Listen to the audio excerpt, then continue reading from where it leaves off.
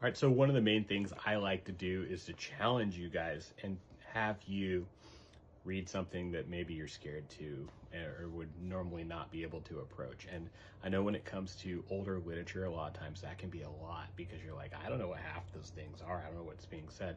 And so there's, this famous guy that you may have heard of. His name is William Shakespeare. And a lot of people don't read his work because it's intimidating and it's not in an understandable tongue. So you just don't even bother doing it. But my kids are homeschooled, and so they don't have a choice. And if you went to public school, I remember doing Romeo and Juliet and those types of things in my English class.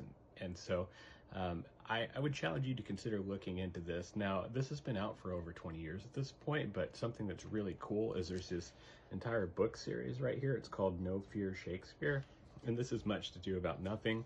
And I mean, yeah, you can watch the movie and I get that. But if you want to actually experience the text in a much more understandable way, then there's an entire series of this and you can get it for any of them. And it's really, really cool. You can use it for yourself if you just wanted to try something different, or if, you have younger people that you're working with and you want to teach them that. Or I don't know, maybe you have a high schooler and they're reading that and you don't know what to do with it. You don't even know how to help them. It's like, how the weird math stuff is. Like, my kids are homeschooled. They don't do the weird math that they do in public schools, but I don't even know how to do math according to the government, apparently. So anyways, what's super cool about these books, they've been out for over 20 years. You can find used copies and it's not hard. It starts out with a really great description of all the characters at the beginning. And so you get a really good grasp about who each of these people are, how they're related, and all their background. And then it goes in to it and it just does a side by side. And what's super cool is it'll have the original Shakespeare, and then on the other side it'll have it in contemporary English. And so now you can actually understand what's going on. And so I chose this book on page 56. 56 is my favorite number. It's kind of funny.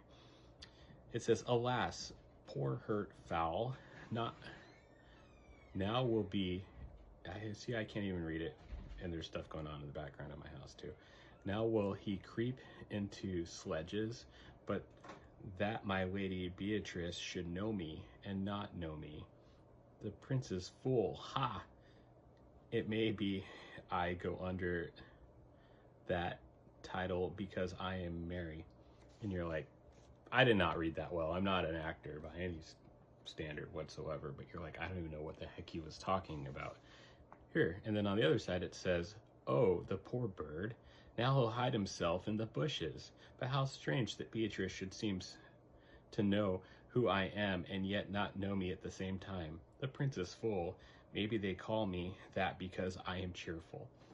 Look, that's so much more easy to understand, but it's the same message, right? It's a different translation of the Elizabethan vernacular that's being used here. And so anyways, I hope that encourages you. It gives you an opportunity to either help your kids or to enrich your own reading life. When you get on your Goodreads, and find me on Goodreads, follow me. I'd love to follow you all back. But go in there and you can be like, oh yeah, I wrote all these Shakespearean books, and you'll look super cool and everybody will be impressed. You should definitely do that.